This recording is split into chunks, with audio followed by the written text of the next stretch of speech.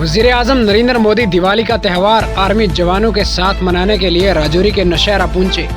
ज़राए से मालूम हुआ है कि वज़ीर-ए-आज़म की राजौरी आमद के सिलसिले में हिफाजती इंतजामात भी सख्त कर दिए गए हैं, जबकि साथ ही सरहदों पर भी फौज को अलर्ट कर दिया गया है। वज़ीर-ए-आज़म के हमरा फौजी सरबराह और दीगर फौजी व सिविल हकाम भी मौजूद हैं।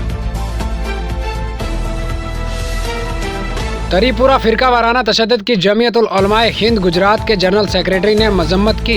उन्होंने कहा कि जमीयतुल उलमाए हिंद ने मुतासरा मस्जिदों, दुकानों और मकानों की तमीर न कराने का फैसला किया है। रियासत राजस्थान के दारुल हुकूमत जयपुर में दिवाली के मौके पर लोगों में जोश व खरोश और बाजार में रौनक नजर आ रही है। पूरे शहर को भर की कमों से सजाया गया है।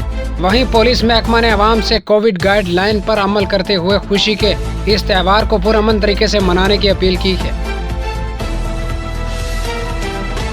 नेशनल कॉन्फ्रेंस के मावन जनरल सेक्रेटरी शेख मुस्तफ़ा कमाल ने वादी कश्मीर में मजीद 5000 इजाफी सिक्योरिटी फोर्सेज की तैनाती पर तशवीश का इजहार किया है और कहा कि मरकजी हुकूमत और मुकामी इंतजामिया यहाँ अमन व अमान और तमीर व तरक्की के दावे करते नहीं थकते हैं, लेकिन दूसरी जानिब आए रोज फोर्सेज की तादाद में इजाफा किया जा रहा है।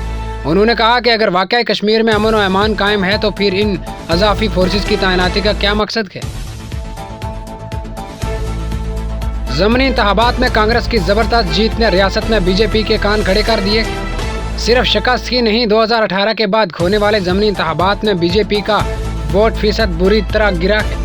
2018 के असम्बली इंतखाबात के बाद रियासत की 7 सीटों पर ज़मनी इंतखाबात हुए हैं। इनमें से 5 कांग्रेस ने जीते हैं।